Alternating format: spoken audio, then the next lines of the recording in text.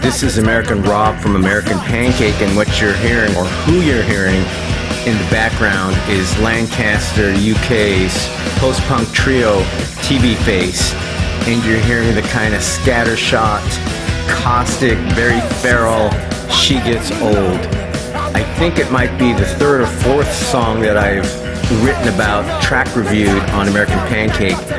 I really love the sound, the ferocity, the angular nature of the guitars, and I love a three-piece band, especially a band as tightly wound as TV Face. I got a chance to do a cross-Atlantic interview on Zoom, and I hope you check it out. And then you hit the links below and check out their music. Thanks. Talk to you on the other side. I can make it make sense. Yeah. No, we like it that way. We've always thought of you as a bit of a Sarah. So as you know, I dig your guys' sound. Written about you a couple times, maybe 3 times, I think. Yeah, thank you so much. Yeah, maybe 2 times. And it was really great reviews. Oh, thank you. And I only write about songs or bands that get me amped up. I mean, you know, if I listen to a submission, and you know how it is, about 30 seconds in, you know if you love it or you don't love it. Sure. And you guys, man, you know, I'm a big fan of like Gang of Four and Pavement and bands that have kind of weird angular constructions and not just your conventional, boring, comfortable, you know, shapes and sizes, you know, and all that. And totally hear you. Yeah, and I like that too on occasion, but your kind of music really got me excited. Oh, cool, man. And Steve, your voice really piqued my interest too. Oh, that's cool, man. Thank you. I think in the last review I said that you kind of reminded me a little bit of Dead Kennedys, and your kind of vocal, the quiver in your voice, you know, when you get kind of strident and you're wailing, and it just sounds really cool. Nice. But how long have you been together, and what kind of informs your sound? Like, what are you guys into? In this lineup, we've been together since May 2019. So. Oh wow, you're relatively new then. We're very new, but really? we just seemed to gel really quickly. So Steve and we started the band a bit earlier than that with another drummer, but that didn't work out. And then we discovered Neil, and that did work out. So excellent drummer, by the way. Yes. Thank you. My God, man, you're really, you know, one of those kinds of drummers that is not only rapid on your fills and whatnot, but just the way you accentuate the music. You know, you don't get in the way of the music. I've always thought that good drummers, you know, the old argument about, was Ringo a good drummer? Well, Ringo was a damn good drummer because he didn't get in the way of the music. No, play to the song, not and, for. And you're a really good drummer. The way to be able to mix in with all these discordant, angular sounds. I mean, you guys are just really tight. I mean, you guys are amazingly tight. Well, I have to say, you know, that really. Brigit says that it fell into place. I mean, from our perspective, Neil, you can turn your audio off now. You're going to be nice about me. No, it did. I mean, it did. It did really fall into place very quickly, and we started writing. You know, I mean, for me, a good sign of a good kind of musical working relationship are songs that, you know, you don't have to fettle around with forever. You know, they come together quickly, and it's like, you know, some of the songs. You don't want to be that cheesy guy saying the same old thing that my musicians say all the time, but some of the songs just fall out of the sky, you know, and it's always a good sign, you know. Oh yeah, when you come to rehearsal and you have an idea and start playing the progression, and if Neil was just staring at you blankly, it wouldn't work. So you got to have this kind of thing going, you know, this kind of relationship. So yeah, it's good, and it's that. I mean, this coming around to that thing you say about what informs us. I mean, I think you're right about you know, for me personally, that kind of stuff, going back to the late 70s, early 80s kind of no wave, new wave stuff. Right. Really, I mean, I've really kind of fallen, you know, back in love with all that stuff, how stripped down. And like you say, that word angular is really important to my playing. I can't physically bring myself to play chord progressions with normal chords and straight lines in, you know, because it feels alien, you know. Yeah. And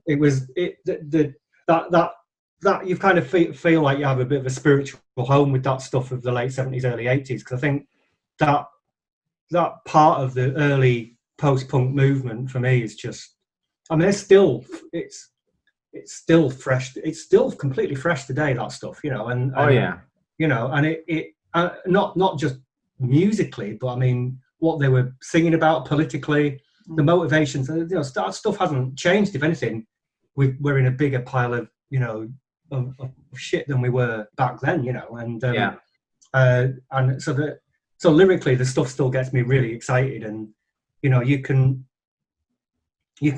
just like now, I mean, nothing's changed in this respect, but you can you can hunt around for bands forever from that era and still keep finding bands to this day, you know, that get me really excited. And that you know, it was a truly frigging awesome period for music. And of course, you know, I mean, the other guys will say what gets them going, but I mean, still in the 90s stuff, a lot of the 90s alternative stuff obviously feeds into what we do, you know. I mean, you can hear it, inescapable, really.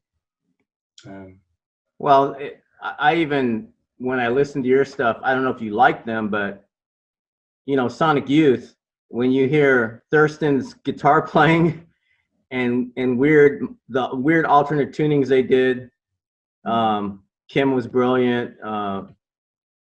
The other guitar player's name escapes me, Rolando, I think. Ronaldo, yeah. And, you know, anything that is a little different in that it's kind of puzzle piecey, which is what you guys, in my mind, it just makes it a lot more interesting. Now you guys just started late in 2019, and then all of a sudden COVID, I mean, you know, the pandemic hits, 4 months later or whatever? Yeah. I mean, that's got to be a challenge. Did you guys get any live gigs in before that all occurred, where you played for audiences? Well, when Neil joined, that was the first thing that we were doing, because we had all these gigs booked, and Neil stepped in when we parted ways with the previous drummer.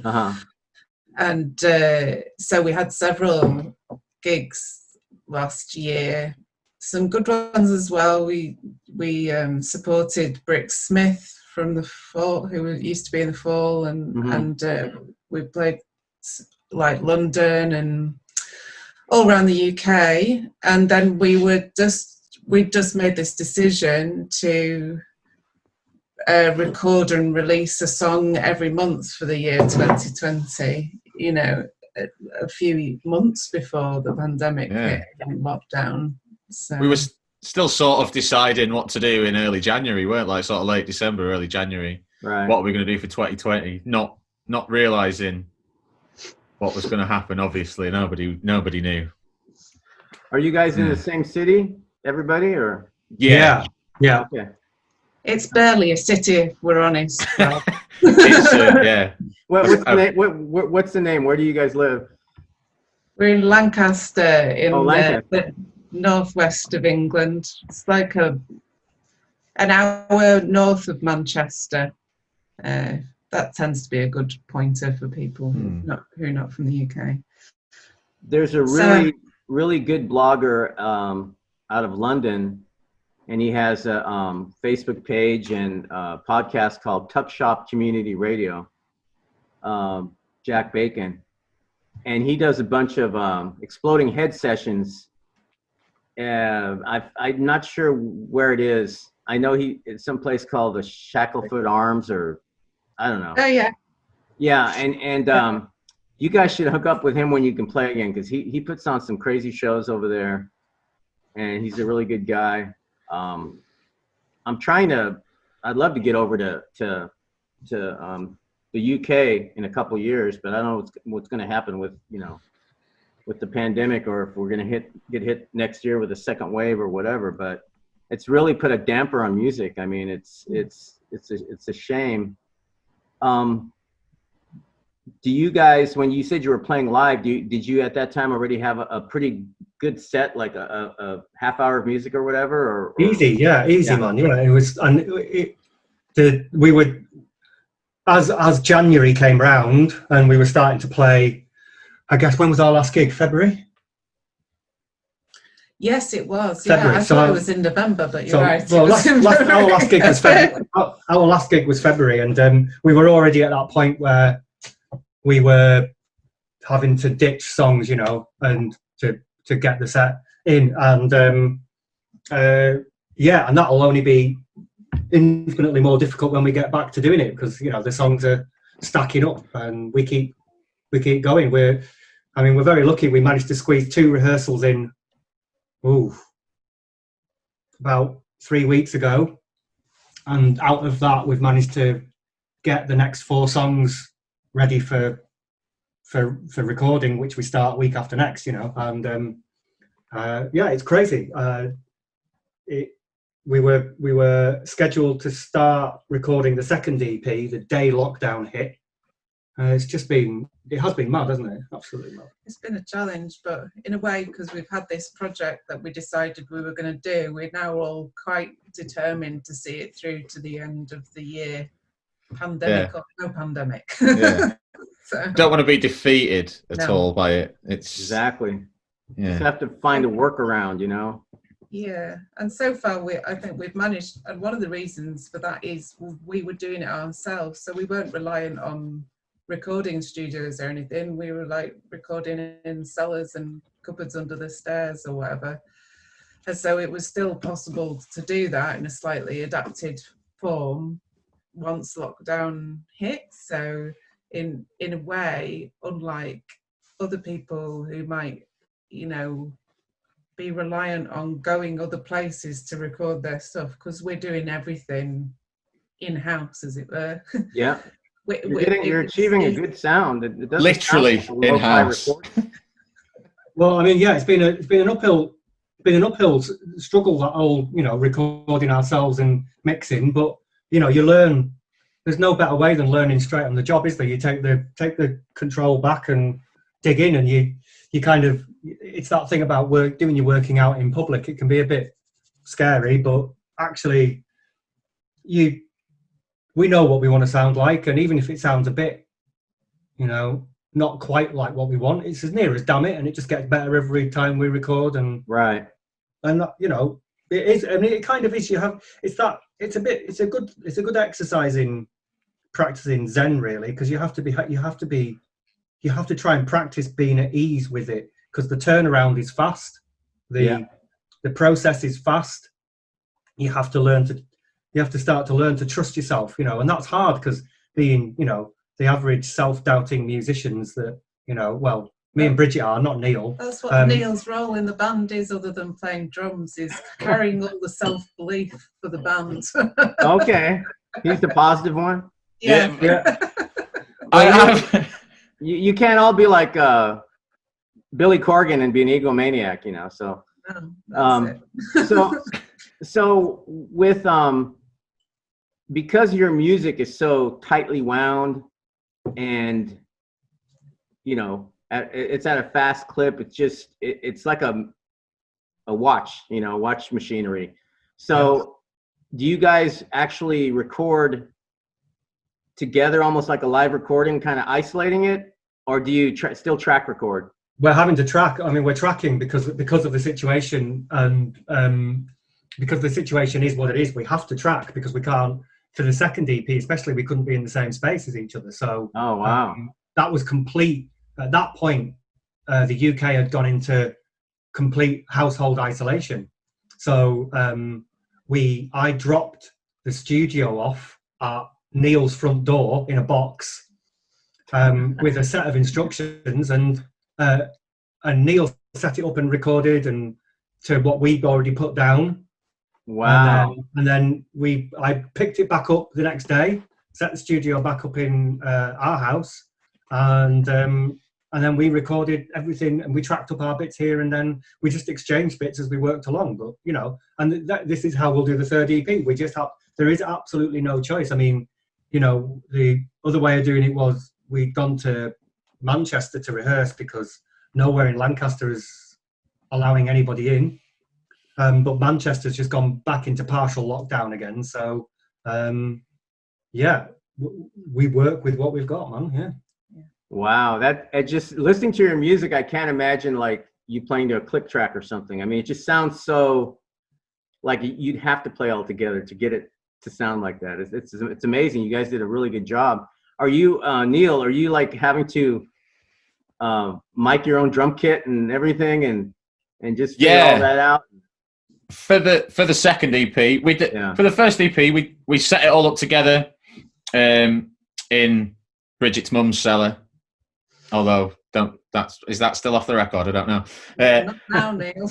in a cellar, and so we set it all up. So I knew roughly where it was, and then, like Steve said, he'd give us a very comprehensive list of instructions for where the mics went, and we'd written down all the measurements of how far to get the mics up. And I have done a little bit of that before, right?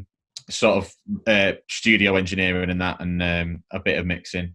And again, yeah, like Steve, it's nice to take back that control. It's nice to sort of have things mic'd up and have them, use the mics, place the mics where you want them, and have the drums sounding how you want them, and have the whole band sounding how we want it, really. Because sometimes you trying to communicate that to a third party, there's like that sort of lag between how to explain it to someone, and you just going just fiddling with something until you get it sounding how you want it to sound. Yeah, it's totally right. I mean, you can't beat that. I mean, there's that feeling of being in the kind of blast zone of your own band. Yeah. And I suppose that once you had your kits adjusted and taped, the skins taped the way you wanted, then you just left it like that for the rest of the just set it up. That was the other thing that was nice about the second EP, was it was just in the basement, set up in my beat lab where I'd sort of play the drums in the house, and you could just leave it and like do a couple of takes, go and watch telly for half an hour, come back, do another couple of takes, and it was nice and relaxed. That was nice. I would like to record like that all the time, but I do have neighbours and a wife. So if you could just set it up and never move it ever again, that'd be fantastic. Yeah, right.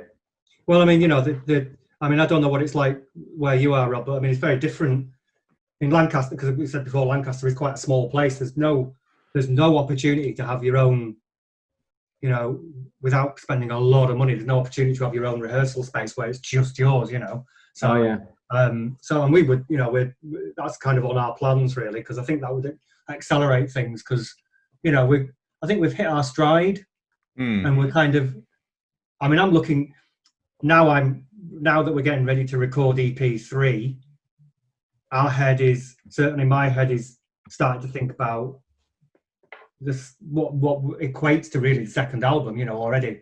And I'm excited about that, because I think with kind of all that thing about working it out in the public and doing it like we've done it, I feel like we've worked ourselves extraordinarily hard this year, and actually what is supposed to be an incredibly difficult second album, I'm really excited about, I'm looking forward to hearing it, especially after speaking with you right now. And but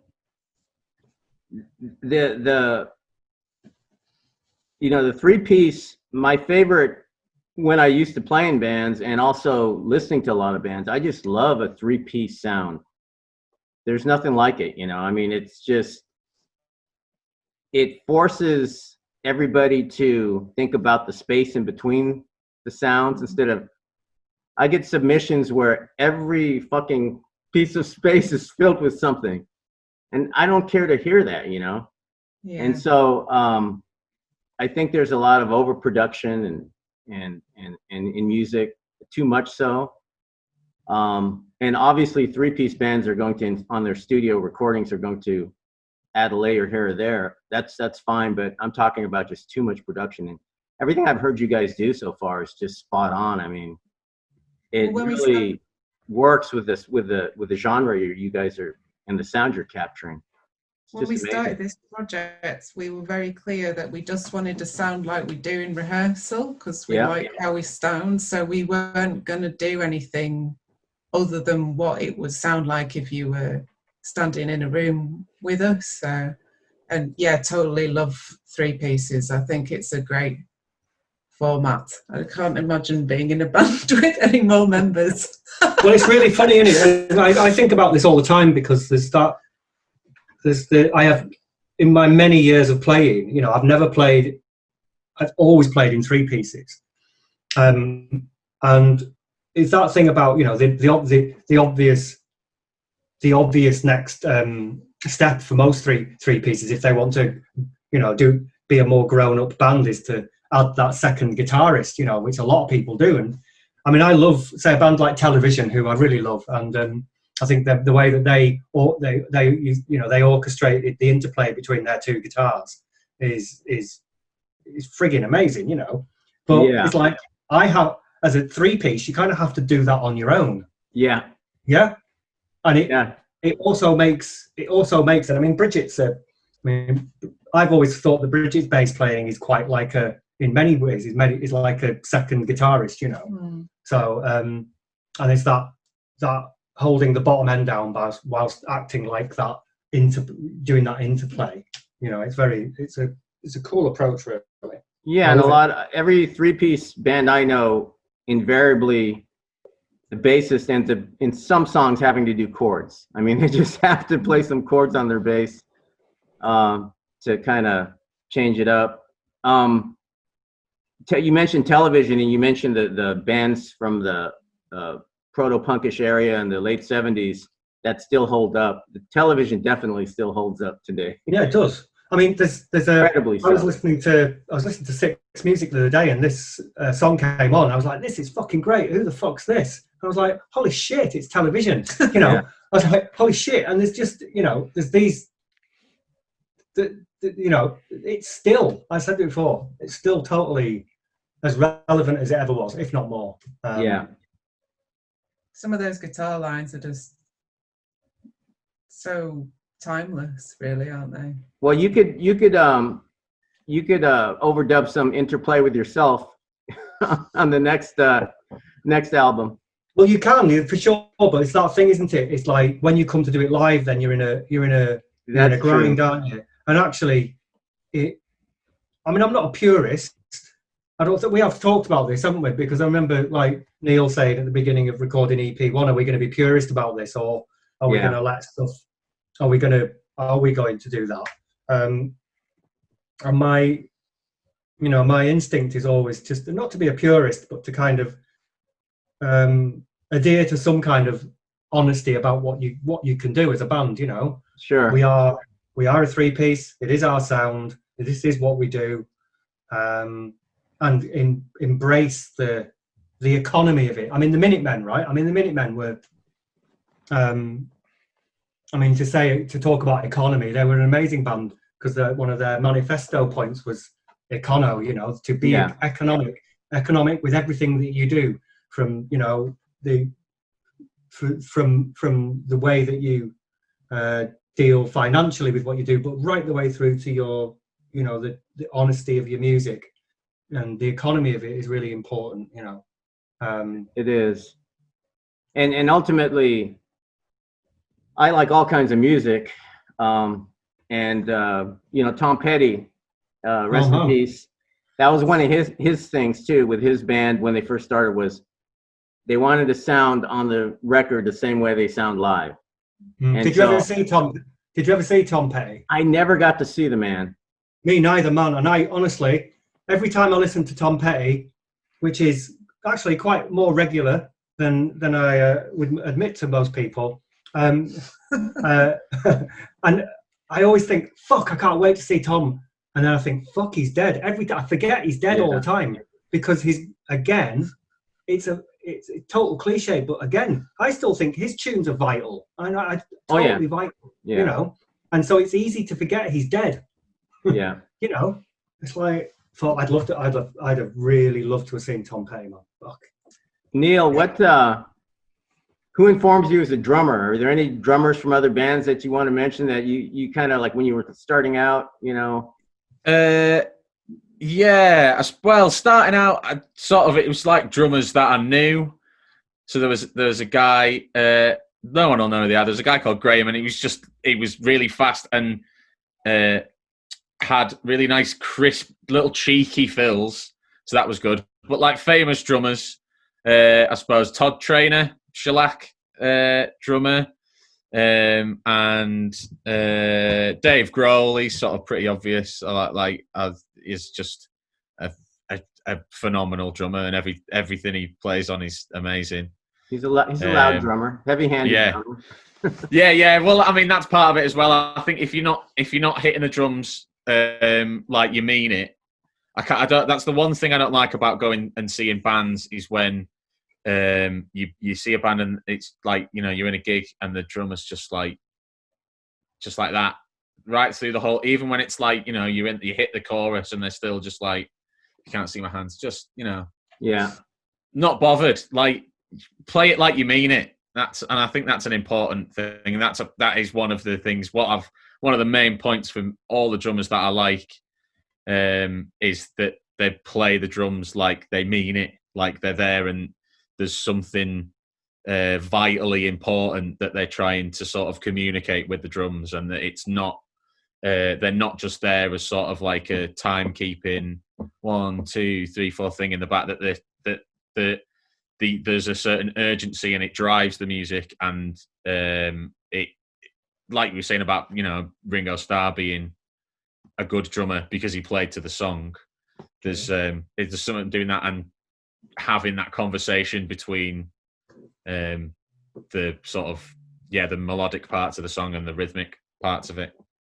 Well, you guys definitely, you know, you don't do lackadaisical music, so you definitely have to be right on top of that beat, you know, if not like a few ticks ahead of the beat, because that's just, you guys, you know, feral music. I mean, it's really good. And I was going to ask you about idols.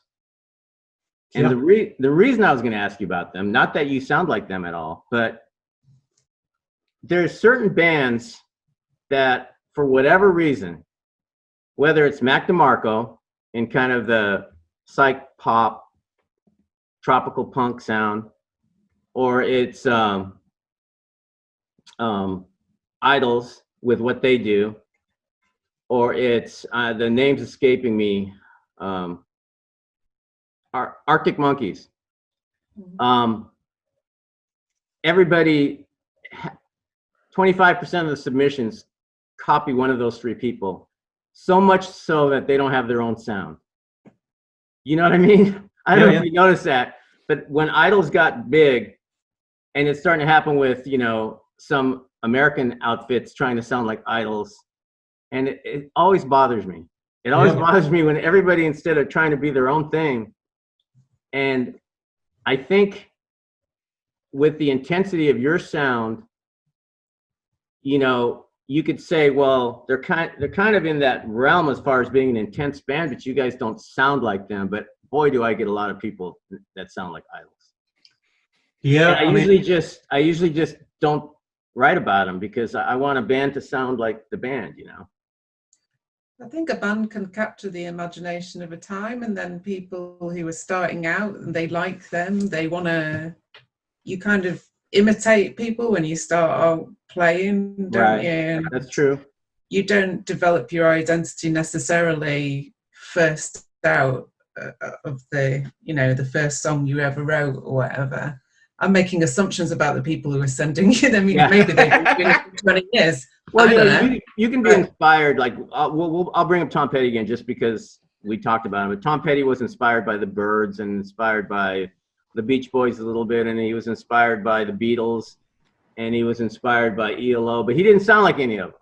You know, he had his own sound, and you can bring in the ingredients and some of the flavors and even some of the slight chord progressions. But I'm talking about bands that you think about the bands that inform them more than them.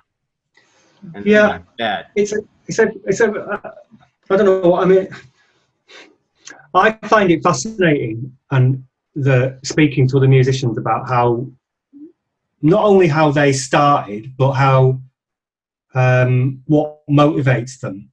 And personally, I don't know about. It's different for you, Brigit. I know that. I don't know about Neil because I can't even think how it would be for drums. But I never, as a kid, played along with anybody's records. I mean, ever. No, me The first neither. thing I did was pick up a guitar and play my own stuff really badly, like just bad for years. And I never sat down and like played along with other bands because I always had this innate fear that it would lead to sounding exactly like other bands. Yeah.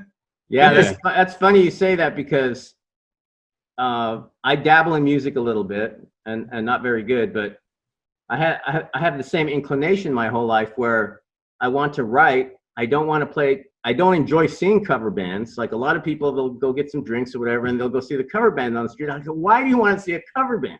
Yeah, man. I would rather see a shitty, bad original band than a good cover band.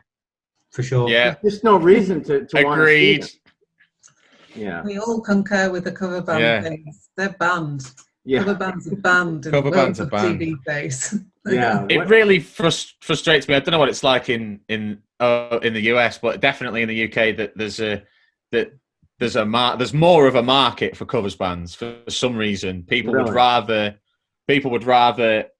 like in terms of like pubs and venues, a lot of them they would rather pay money to a covers band than to a band like us that have never that are not big in any way, haven't had any top 100 or whatever singles. They're not on the radio or primetime telly and stuff like that. If you don't know who people are, there's this strange idea that you shouldn't pay them as much from people that are playing other people's songs, and that's always mystified me, like, because you're just learning someone else's songs. Why you're getting more why you're getting more money for it? I don't.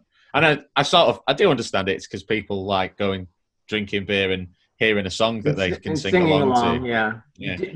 Do you, speaking of venues in Lancaster and in your general area, there were more venues, in the 80s and 90s in downtown Los Angeles and in California in general than there are now. A lot of them have dried up. That's why a lot of the DIY movement that you see, warehouse shows and people putting on shows even in between buildings, like kind of stealing people's power and stuff. Are there a fair number of venues in your area, or is it tough? Is it tough for an original band? Tough, man. It's bad. That's a shame. I've been hearing that everywhere. Yeah. There are some venues, but it's definitely getting harder for venues to keep operating, really. So there's a venue called the Yorkshire House in Lancaster, which has been going for decades and is really the live music centre of the universe in terms of Lancaster, but then for original music, for not covers bands. And then all the pubs and stuff, they do have space for bands playing, but it's a mix, a definite mix. And then just recently a new venue opened, but it's a temporary one in an old warehouse. It's hard. It's not brilliant because we like to put on shows. So like if we ever play Lancaster, we like to bring out of town bands come and play with us, as well as play with other comrades from the local scene. And we just started a night called Idiot Box, which is the same name as the label, our own label that we put our records out on. And it was going to, we were going to build it into, a kind of an event with, out of town performers, not all just music and DJing. And we'd done one of those in February, and then sadly, lockdown has happened, and crazy. In the UK, it's desperate times because the government isn't really doing anything to help. It's over here. It's like I'm worried about you've seen all the social unrest. Yeah, man. I'm worried about the social unrest when people are, getting evicted out of their homes, and so I'm hoping that the government steps in and put some more money in people's pockets if they're not going to allow them to work. So it's tough everywhere. It is, man. Yeah, I think all levels, Yeah. everywhere. It Yeah. hasn't not reached every little cranny of the world, has it? So, That's right. yeah. Hey, I want to thank you for speaking with me. hey, man, thanks, lovely. It's been It's lovely been a speaking. pleasure Yeah. speaking with you guys. It's And been I wish the world were smaller so I could actually see, go visit you guys and hang with you in rehearsal and stuff like that, but it's not. And maybe one of these days you might consider, when it becomes more safe, that would be really cool to do some, you could do some live streaming of you guys playing, and that would be really awesome. that'd But be you guys always have a home, on help you out sharing any live feeds through my Facebook, and I'll keep writing about you guys. Thanks, dude. You're a star. Thank you very Thank much. you. Thanks Okay, so man. much. I'm Cheers. going to take excerpts of this, and it's going to be on Boogaloo Radio on Monday out of London, and then I'm going to play your music with excerpts of this interview. That's cool, man. Thank you. Fabulous. Cool. Unfortunately, in the UK, my podcast doesn't come out till like midnight, and it has some better times over here because we're 8 hours ahead. But I've been on Boogaloo for about a month. They want to start advertising me and this and that. I talked to them this week and hopefully build a show. But yeah, I'm going to be playing your stuff and parts of this interview. And That's Brilliant. amazing. That's we'll go great. from there, man. Well, just let us know and I'll share it all over the social bits. Awesome. That sounds good. Nice to meet you, Neil, Steve, Yes, Rob. and Brigit. Yeah. Cheers, dude. Take care of yourself. Bye-bye now. Thank you. See you again, care, man. Rob. Take care. Bye. Bye bye. Bye.